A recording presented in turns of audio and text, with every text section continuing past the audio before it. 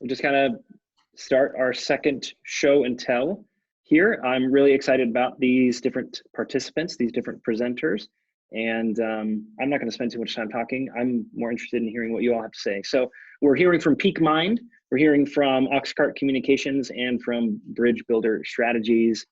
And we're going to start with, I guess, you'll kind of co-host this, right? Co-present, Alicia and Leslie. So it's all yours. We're going to go for about 7 or 8 minutes presenting, and then leave time for a Q&A after, giving about 15 minutes for each presenter. So without further ado, it's all yours. Awesome. Let me share my screen here. All right. Well, thanks for having us. I'm Alicia McCoy, founder of Peak Mind. My vision is to see corporate America make a huge shift in cultural values for the betterment of mankind. To begin, to see workers as humans, allowing space for their mental well-being in the workplace. We have a technology that automates better communication between humans in the office. Once we get to know each other as humans, which is our step 1, our artificial intelligence takes place from there, bridging workers throughout our copyrighted well-being solutions. Hello, my name is Leslie Sellers. I am the Chief of Staff for Peak Mind. Peak Mind is a mental well-being platform that reduces stress in the workplace by providing easy and effective solutions. We are currently in our development stages and looking to move quickly, especially with the pandemic, to help others that are struggling. Mental wellness plays a huge part in our everyday lives. Peak Mind will offer over 250 solutions to help employees with things like staying engaged, being more productive, and to help with their overall work environment. I personally come from a large brokerage firm in Chicago. I worked downtown for over 15 years. I moved to Indianapolis 3 years ago, and when I decided to go back to work, I knew it was not going to be in the same environment. So I was set out to find some sort of position that would fulfill my passion, and that passion is to help people. A mutual friend of mine told me that I should call Alicia. Once she told me about what the product that she was building, I was 100% on board. Being a manager in the corporate world, I've seen the need for this product my entire career. With that being said, I'll pass it back over to Alicia. As well, I'm a business owner. I've been in the business corporate world ever since I was in college, and I've been a business owner for going on 16 years, and so this is not my first rodeo. This is not my second company, but this is going to be the largest one for sure, and this will be my legacy company. Our solutions, we show some here, they vary from mindfulness to improve how we think and perceive situations, to yoga and movement and how it affects the body's productivity during the workday, and on. We currently have 87 custom copyright written solutions, and we'll have 250 by this time next year. Our platform will automatically aim to lower stress through the input, which is personality profiles, cultural surveys, and based on their department stress factors. Our artificial intelligence will take all of that and aggregate a solution, custom solutions for each person. As we all know, we're in a pandemic, and I thought, what better than to just talk about the product, but to talk about mental well-being as it stands today. And I figured as we get ready to get back to the workplace, those of you that have staff members, I figured here I could give you a couple tips to maybe start thinking about that will consider the mental well-being of your staff members. And I love this quote that I found a couple weeks ago, that over the next few months, we anticipate a rise in reported anxiety, depression, and potential substance abuse. And we further expect that mental health issues will have an impact on other health conditions. And we can't wait for the side effects to begin occurring. So our solution, when it comes to market in June, is an enterprise software as a service, a SaaS, MVP platform, and we're taking signups currently. These are the onboarding steps that you'll see if you choose to invest in your culture's mental well-being. This is the first look. You guys are first to see our product dashboard. It's coming together. It's still in development, but this is the first visual. This is what each staff member will see when they log into their dashboard. It allows them to have a unique well-being journey of their solutions, their cultural survey questions, and reports within their department. As we count down the days to get back to work, here are a few complementary solutions that aim to help to the transition back that you may not have already heard. I know there's tons of health agencies and governments that have shared mostly the physical health concerns, but here's how to support your team's mental well-being. The first thing we hear all the time from the over 400 users that we've interviewed over the last 5 years while in research is that most people say that we don't talk enough in the workplace. So get ready to talk openly and honestly with your staff. An example that workers have responded positively to is you can say something like, in this time, with the layoffs we have done, we can withstand 6 months before we have to consider any more layoffs. If we all do our part, we can overcome this. That's a great management statement that will ensure that your employees know that you're being open and honest. And talk about the safety measures and acknowledge that fear is natural in this type of crisis. Hearing that from their leaders will ensure a sense of psychological safety, which is super important. And sharing is caring. Start to find resources that will align, that you align with, that will help your peers feel comfortable, and get ready to share them and share them in different ways. There's so many articles and podcasts and LinkedIn posts that you can find about what the new cultures are going to look like and what mental well-being issues there are today. Start thinking about what the new balance is going to look like. Do you need to transition into an office into a childcare room? It's a little bit different than what we have it here at Nexus, but that's an opportunity that a lot of corporations could take. And what are the balance of hours? What are you going to have? There's going to be lots of distractions from childcare to e-learning occurring over the next several weeks.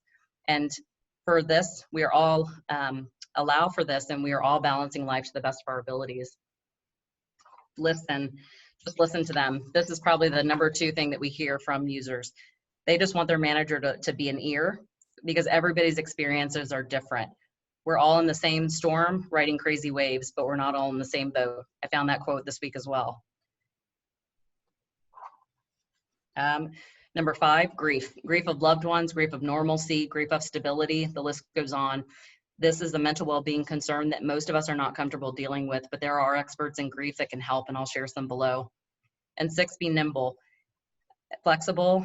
You never know what's going to come as we get back to a new normal. A lot of people haven't been able to go to the doctor's office, for example, and they may get an unexpected call that an opening is happening tomorrow at their doctor's office, and we want them to visit their doctor, because health insurance costs may skyrocket after this crisis because of the non-compliance of medical issues during the lockdown. Also, some workers will not want to leave the work from home routine, and some people are ready to come back skipping. So work with your team to find balance between the ones that still want to work from home and the ones that want to come back to the office. Let's team up and make an impact.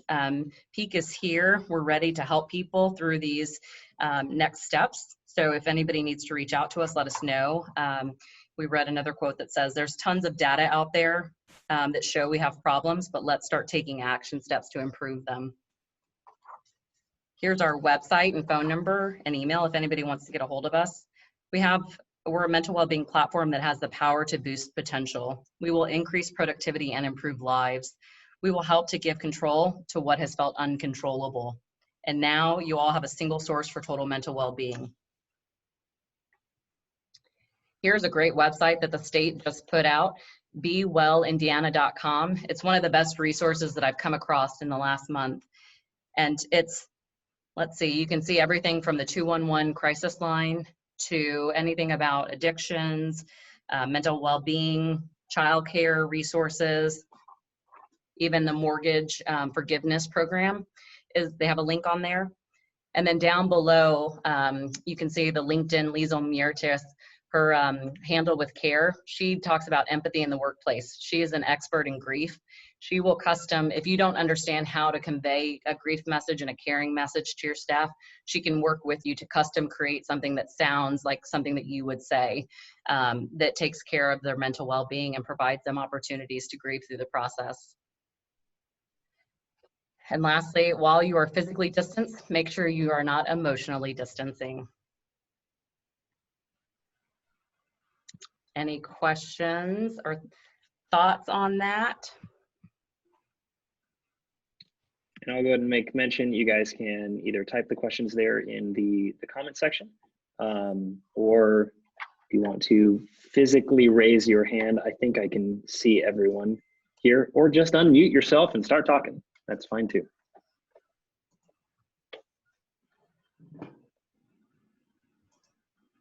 I'd like to know when you started, and is this don't have to be overly technical, but are you bootstrapped or are you looking for investors, or where are you at in your basically your business model and financial model? Sure. Well, I can answer the first part. Well, both parts. I was going to throw it to Leslie, but I can. Yeah, she's saying no. I've been in research and development for the last 5.5 years, and over the last 6 months, I just said I have to get this out of my head and into production. And so I just said I can't think about it anymore. I can't research it anymore. There's a need, and we just have to throw it out there, get it into development, and we'll pivot from there. And so our development team is close to, I think next week, while our graphics, our UI UX process will be done, and then our back-end developers will begin, I think they just told me May 4th. They'll start on their journey, and 200 hours later, we'll have an MVP that we'll send out to. Our MVP goal is 12 companies of 100 employees or more. However, it'll probably be a little bit more broad than that, but that's our test MVP market. And it has been bootstrapped so far. I've been blessed as a business owner to, instead of pay myself for the last several years, I have just invested all my salary into this company. So everything to date has been paid for by myself. However, we are currently raising funds, and I actually have a call tomorrow. And we're raising right now $1.5 million, because we are trying to, this is a global product, that it's not only for Indiana. We're trying to make sure that this can go out across the world. Thank you. I love entrepreneurs. Yes, me too.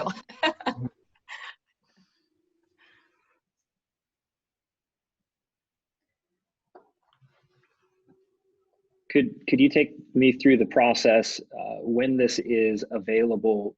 What will it look like exactly? Will a company need to have a representative from you all to come in and present this or facilitate this, or will it be an app or a website that they download? Describe that to me. Sure, it's a software as a software platform that will be integrated to their server. We'll have a technical team available to come on site if the company needs it. However, it's a cloud application that they can download. It will not be available in the App Store.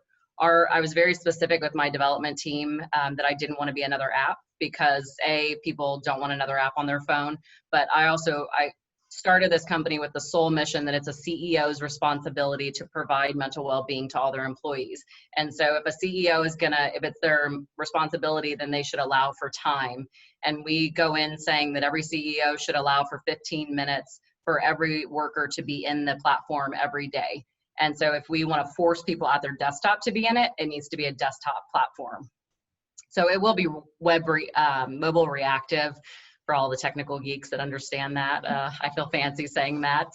It will be, they can do stuff on their phone, but the goal is to make this available in the workforce and make it a normal that everybody should be in the platform every day. Awesome. We probably have time for one more question.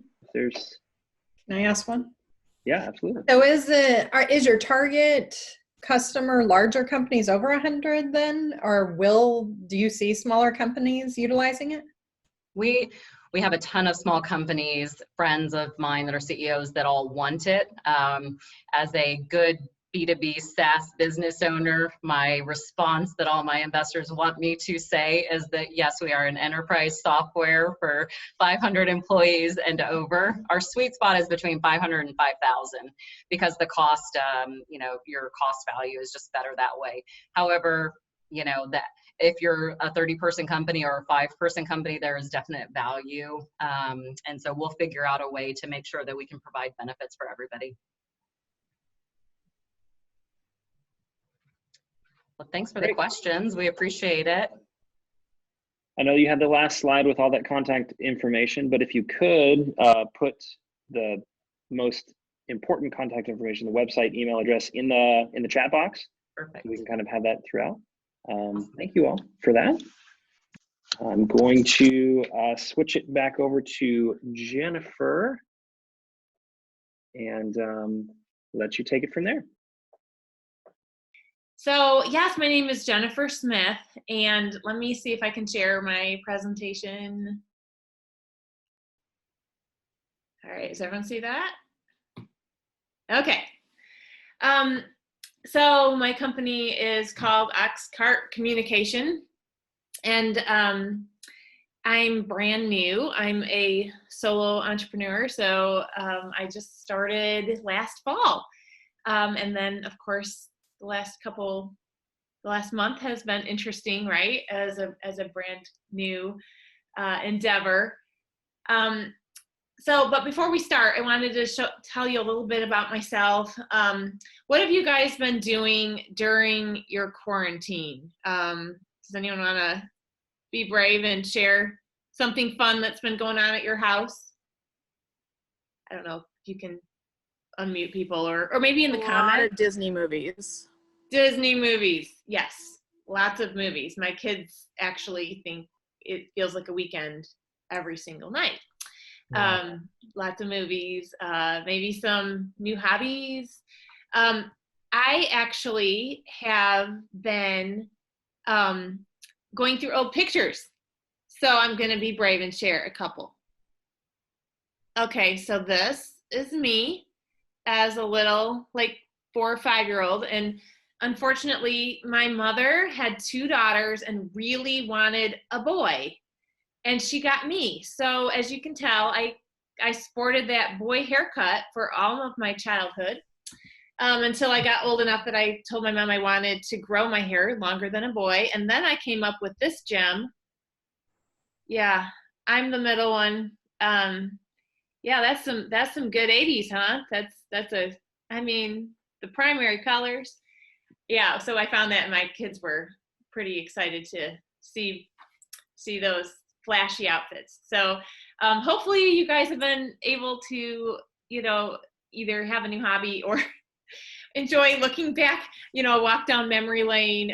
Here's my family today. So I've got 3 kids and a dog, and they're all outside right now. So I told them they had to stay outside till I let them back in.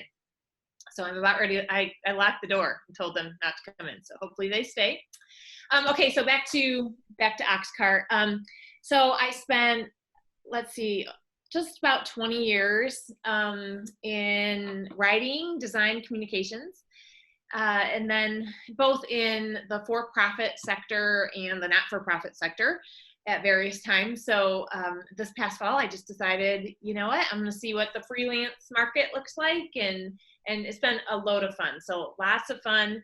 As my kids like to say, my services are words and pictures.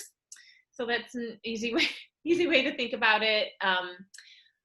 Writing, design, websites, branding, mostly.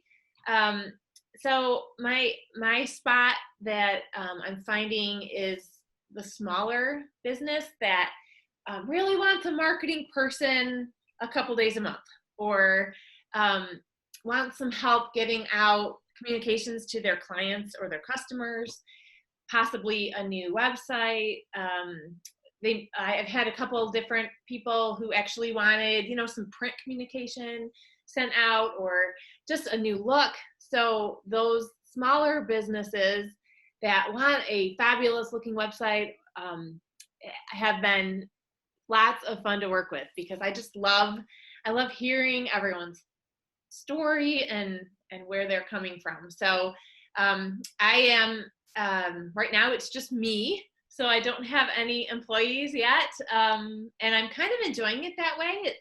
It's kind of fun to do both sides, owning it, but also doing the work. So I am a writer who designs. So that's my background. So we couldn't do a video clip because it makes Zoom unstable, and since my Zoom's unstable anyway. But I thought I would walk you through a little commercial that helps me think about my business. So have you seen these Bounty commercials? And they're hilarious because they give you like a scene, like this is a morning and dad is making a green smoothie, which my children won't drink. And then he, that's very healthy looking. And then he steps on the Lego, which by the way, I think the small Legos are much more painful than those big ones, by the way. Okay, so he stepped from Lego, and then it's like this hilarious, and then, you know, it's going towards mom and her lovely blazer, and then they say, quick, get the quicker picker-upper, and then they show these side by side, which is pretty funny. The Ordinary leading brand, which, why is it leading if it lets all that through? So what I wanted to quick talk about is this idea of saturation, and using that commercial as just a mental image of what saturation looks like. We talk a lot about our society and how, from a communication standpoint, we have a lot of information coming through. And, you know, I don't know about you, but, you know, like sometimes the kids' school emails, it feels like they're sending me so much that, you know, some things are dripping through my paper towel. We have some information overload. But, you know, we are kind of longing for a good story. So we are saturated. We have a lot, but then sometimes we find ourselves logging onto someone else's blog that we don't even know and reading this whole thing about this person we don't even know. Does anyone recognize this guy? Does anyone recognize this guy from a couple years ago? This young man's name is Tyler Trent. And I had the privilege of being one of his last interviews before he passed away about a year and a half ago, and writing his story. And this guy captured the media attention because he's just a normal kid from Indiana, but he was willing to share his story. And his story of battling bone cancer was pretty riveting. So I had the chance to interview him, write his story, and finding out that like everybody does like a good story. So my tagline is deliver your message, and I guess I just want to encourage each of us to identify what our message is, identify who our message is for. You know, who is your, like Leisha was saying, who is your sweet spot? Who are you going for? Identify your method. How are you communicating to those people? And then who are your partners? So that's my spot. I love to partner with small businesses especially, but also medium-sized. So yeah, but before we go into questions, I think my time's up. But before we go into questions, I want to answer the first question that you're all thinking, because I know exactly what you're thinking. And your first question is going to be, why is it called ox cart? Is that right? Is someone thinking that?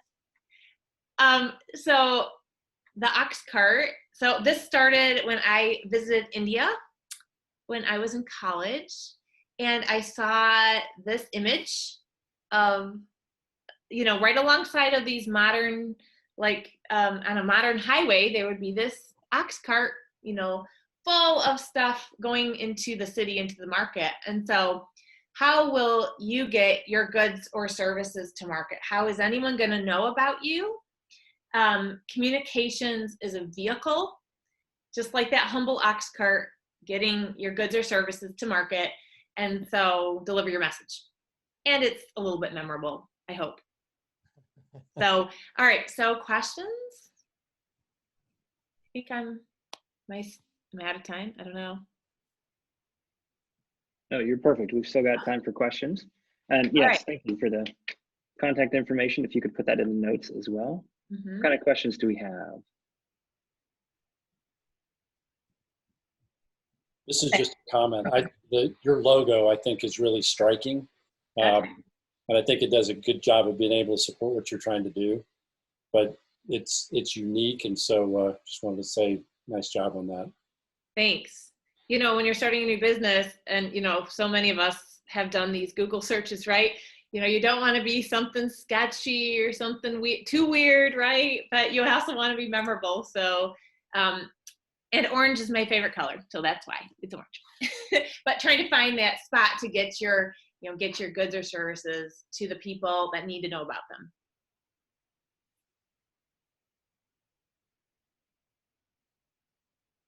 And I am working in the co-working space as of right now. I usually come during school But now I'm a homeschool teacher. So I'm doing both right now. So. You had mentioned that you enjoy kind of small businesses. What would you say would be your kind of ideal client, your ideal company to work with? Right. I love listening to the dreams of entrepreneurs. It's a blast to hear where they've come from and how they got to this spot.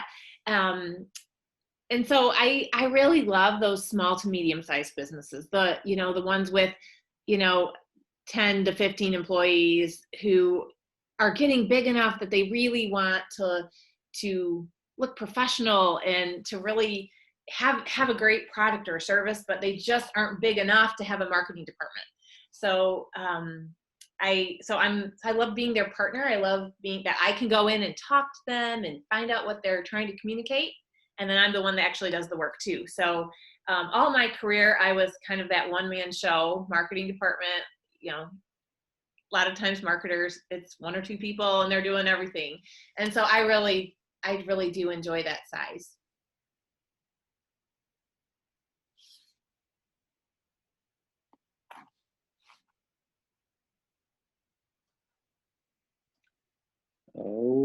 Okay. Any other questions here? She's got loads of time. Okay. I should have, not rushed so quick. I know people, yeah, I give the 1 minute and I was like, oh no, 1 minute. Oh, no. It's not like something's going to explode or something's going to self-destruct when the time runs out. So I would like to say that I love Nexus and I love what Nexus stands for. And so part of my impact is that I give a discount to Nexus members because I do want to encourage what we're trying to do here by, it's not just about the bottom line, it's about doing something good. And so that's been a lot of fun also for me, to meet other people who, have such great ideas, but also who want to do good with their work. So anyway, I'm really excited to be part of this community. Do you have a favorite kind of project? I love the variety. I do a lot of web, so far I've done a lot of web stuff.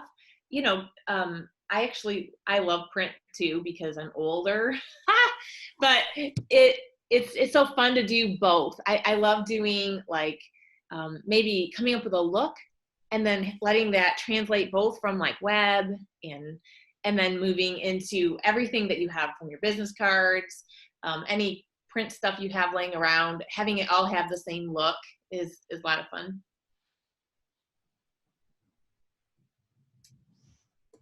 Okay. Well, hey Jennifer, let me add, I'll jump, you have a little bit extra, so I'm gonna ask one last question. So from the Nexus community who's present, is there anything that would be helpful to you are you looking for a dream project or anything like that? I've been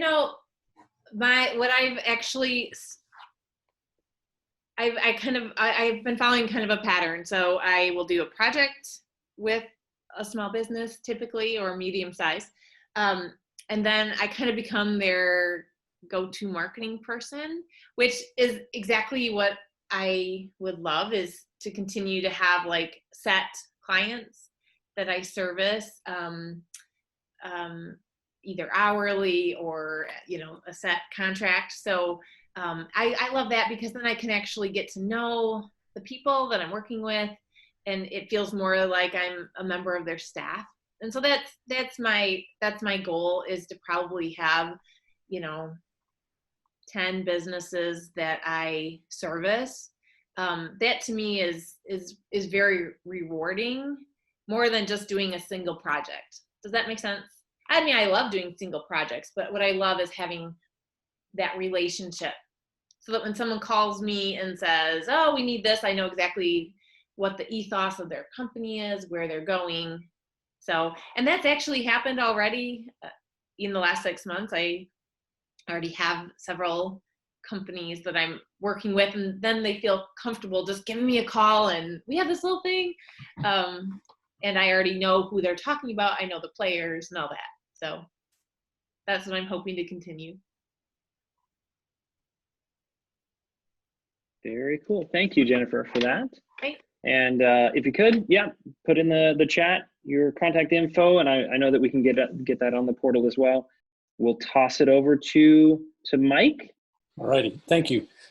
You know, as we all know, we're seeing throughout the COVID-19 outbreak a lot of big problems that have really cropped up. Whether it's, you know, we see the emotional distancing, we see, you know, people who are unable to fully have their needs met in terms of food or healthcare. And so, but what we're also seeing is that a whole lot of people are reaching out to try to address those solutions or provide those solutions. But as they're doing it kind of by themselves. And so one of the things that we really seek to do, and it was really the beginnings, kind of the driver behind everything we do, is really to try to help create collaboration. There's a lot of big problems, and unfortunately, if we try to tackle those alone, we end up spending a ton of effort. We spend a lot of, basically a lot of resources to be able to try to get to a solution. And oftentimes, the solution, it doesn't actually meet the needs. And in fact, we end up being saturated with a whole variety of different ways to approach things, rather than everybody coming together and trying to really tackle things in a way that's meaningful. So as we've created Bridge Builder Strategies, our goal is really to be able to come alongside and to be able to create impact by being able to help create and inspire community. And it's to be able to tackle those big problems. And as we do that, it really builds on my past experience. So to give you a little bit of background about me, I am the founder and CEO of the company. I spent 30 years at Eli Lilly. I worked in sales, I worked in marketing, and then the last 11 years I was there, I spent in corporate affairs. And at a big company like Lilly, my role was really to be able to work with a whole variety of different groups, to be able to bring them together to be able to tackle some of the biggest problems in healthcare. One of the areas that I was responsible for was being able to help improve detection and diagnosis of dementia. And so we were able to take that work, and we really spun that work forward to be able then to help us move to where we are today. So as you see from the website that I've got showing here, we really like to be able to do this in a couple of different ways. And we approach it by connecting people, transforming communities, and creating impact. It all starts with relationships, and I think Jennifer did a really nice job of being able to describe her approach and how it really builds on relationships. We are very relational. You know, as we've seen more and more things shift digital, we've also seen things become more transactional. And as we strip those relationships out, it makes it that much harder to actually get to trust and collaboration. And so our goal is to be able to help bring people together as a starting point, help create trust, help create collaboration. And then in doing that, to be able to really work towards a shared vision about what needs to take place. And it's being able to bring business, government, nonprofits all together to be able to tackle that. And to be able then to do it in a way that creates measurable impact. In many cases, if you talk with both nonprofits as well as these collaborative groups, many can't really give you a sense in terms of, you know, how they're actually measuring their impact. And that's one of the things that we want to bring to the table. So as we do this, we've really tried to tackle it in two ways. The first is to really bring custom designed solutions. So I'll give you just a couple of examples of things that we've been able to do. There's a group based in Washington, D.C. called the Coalition to Transform Advanced Care. This is a group, and I think it's particularly interesting at a time like this when we see loved ones unable to actually spend time with their loved ones who are in the hospital, that are really on death's door and trying to actually be there for them, during those end days. CTAC works to be able to help ensure that healthcare is both patient-centered and family-centered rather than being system-centered. And what we're seeing, and part of it is based on just the need today, very, very system-centered. So as we work with them, we've actually helped to be able to bring together coalitions from across the U.S.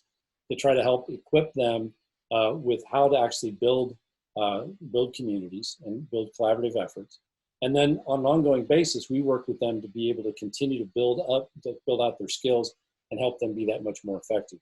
Ultimately, we've been able to build a nationwide community to bring all these together, and we're seeing that group grow. And that's been super exciting to see. Another project that we've done, also somewhat in the healthcare space, has been working with the Hendricks County Community Foundation. And the Lilly Endowment had a grant proposal out, or an offering, a request for proposal from the various foundations, community foundations across the state. Hendricks County had done some background research. They identified 2 areas that they needed to be able to address. One being really a healthy community and really community leadership. And then the other was community health. So we were able to work with them to actually create a concept paper that's gone to the endowment that really outlines how we can actually improve community health. And it's really about how do we reach out across the whole entire community? How do we actually bring people together? And how do we actually, encourage the use of technology as a means to be able to help support those efforts? So those are just a couple of examples of custom design work that we've done. We do a lot of work where we'll bring the faith-based community and other nonprofits together, people that don't typically work together. But really, because of the networks that we have both locally and nationally, we're able then to help people come together, craft that vision, and be able to move forward. The other thing that we've also been working on, because we really believe that as we're trying to transform communities, that we've got to be able to work not only at the community level, but we've got to be able to work backwards to the organization and to the individual levels as well. And so we've created a variety of different suites of products. The one I'm going to highlight is called Engage. And this is really meant to focus on nonprofits, and it's really intended to be able to help them improve their volunteer experience. Volunteers are critical to nonprofits. Basically, they not only serve to be able to help offset workforce needs, but they also are the pipeline both in terms of donors and of future leaders. And what we're seeing as we've done our research is that many of the organizations that we work with just don't do a good job with this. And so what we've done is created a series of tools that help them assess what that looks like. We have workshops, we have other checklists and templates that help them. We're working with one organization now where we'll likely come in and serve as a virtual volunteer coordinator. And we've also looked at being able to actually build out different experiences so that as they're trying to better engage these individuals, that we're able to help them achieve that. So as I said, our goal is really to be able to help connect people, transform communities, and create impact. And again, we do that at these various levels. And that's just a couple of examples of the work that we're doing and the types of groups that we're working with. Happy to take questions. I have 3 questions for you, but they're easy, I promise. Okay. Well, I think. Are you guys like Tom Miller and Associates in the type of work that you do? No. Okay. No. So here's what I would say, though. So Tom Miller is very focused on economic development. And economic development is one area that we do work in. So it's healthcare, health and aging, education, and then community economic development. So that's one place that we're doing it. There's things that we're doing that we've got a couple projects in the works around economic development, but it's really intended to kind of bring together different groups of people. The one in particular will look a lot like, it basically kind of takes some of the things that have happened in Fishers with what they've done around the IoT lab and Launch Fishers, but to really be able to amplify that. So our work is different than what Tom's Miller does. Great. Yeah, I'd love to know more. We'll connect more later. But and then my other question was if you work with lobbyists, but we can talk offline about that because I'd be happy to make introductions with people in that same kind of space doing similar work. And then my third question was, are you guys like, have you heard of Selflessly? Yes. Yeah, I know Josh. I know Josh very well. Our work is different because Josh really takes the perspective of trying to do everything from an IT platform. And I think there's a lot that you can do. My background, in addition to being at Lilly, I also am an adjunct at Butler. I've got a doctorate in marketing, and my dissertation was actually focused on corporate social responsibility.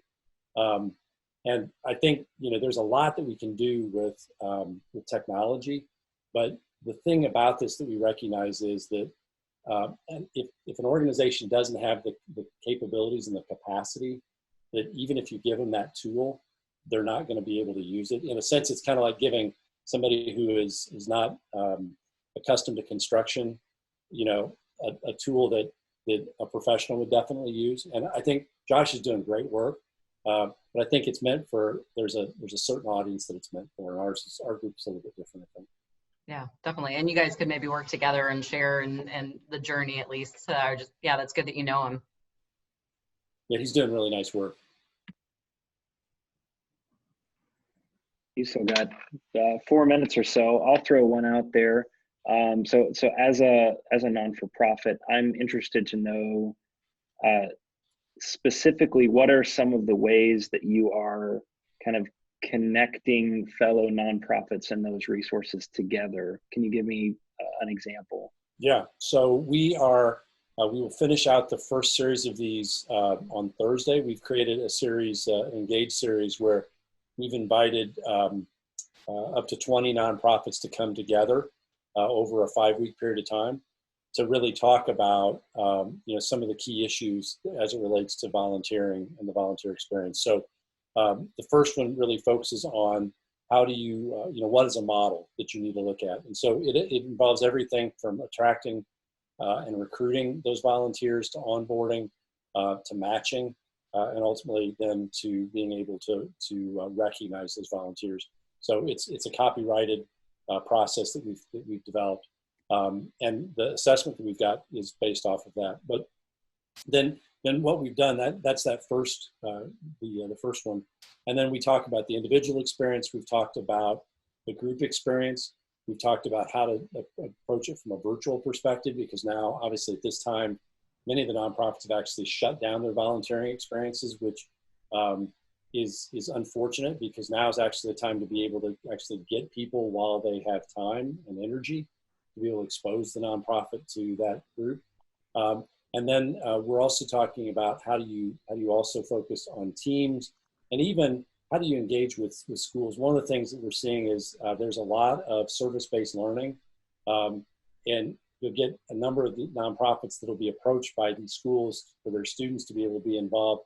And to be honest with you, oftentimes it may be a benefit to the student. It's probably not as beneficial as it could be. And it's certainly not beneficial to the nonprofit, because it ends up being kind of this time suck. So our thought is, there's ways that we want to be able to give back. And so we've created this. We'll actually kick off the second series. And it's really meant, again, just to bring people together to talk about these issues. We'll start that in 2 weeks. So we're excited about that as well. So I'm seeing that Jeff just posted here this Engage Volunteerism series. You guys are doing something on Zoom? Yeah, it's on Zoom. Yep. May the 5th. It's on Thursdays from 12 to 1. And we've had a great turnout. We've had folks from Special Olympics, from BOSMA, from Outreach, and others. So we've been really pleased with the initial offering. And again, the way we've set this up is there's no cost to those organizations. It's a way for us to be able to give back. And then ultimately what our goal is, by being able to do that and expose them to some of the things, to one another, it helps create community. But then it also gives them a chance to hear from us, and gives us a chance to share more about what we're trying to do. Well, I think that's fantastic. So thank you. We've still got another couple of minutes. Any further questions for these guys? I don't have a question, but I think it's really cool that on your website I can see a cluster truck, which is where I order food, because I live right down the street. I'm like, this is like out of the library, right? Yeah. Well, that's a cool shot, man. Yeah, anyway, cool website. Thank you. Hey, Mike, do you mind introducing Jeff, since he's also on the call? Absolutely. So Jeff Shields is also with us. He is our CFO, or excuse me, CFO. He is our chief of staff and chief operating officer. So he basically manages all of helps us manage project management as well as the finances and keeps all the trains running on time.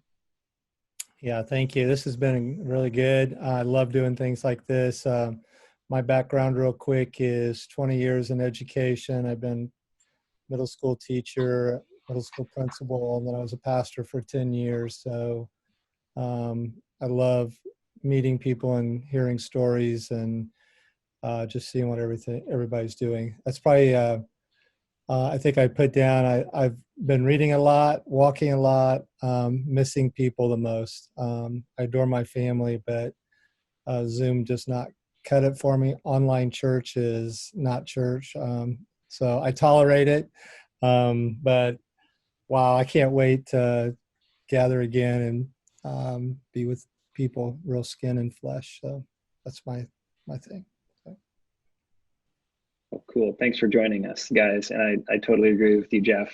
Yeah, ready to see people face to face. And I'm a video guy, and I'm sick of video. So sorry. Well, cool, guys. I'm not going to keep you all here any longer than you want to be. I am going to go ahead and stop recording.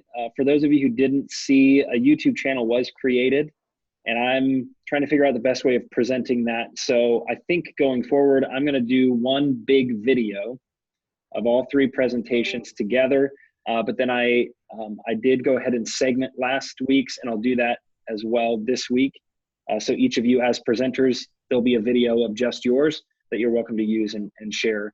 Nexus Impact Center is how you can look that up on YouTube. Anything else? One more thing. So next week, DJ, who's on the call, and Alicia will be presenting. Aisha, my apologies. Thank you for correcting me. As well as Joe, who had to drop off for a few minutes early with Playworks. Hoping to get a confirmation from Anna with Elevate 122. So looking forward to next week. And anyone who is interested in presenting, please let me know, because I'm throwing out emails to get interest and would love to chat with the next round. So thank you all. This was fantastic. Thank you. Thank you. It's good to see everybody. Thanks. All right. Good to see you all.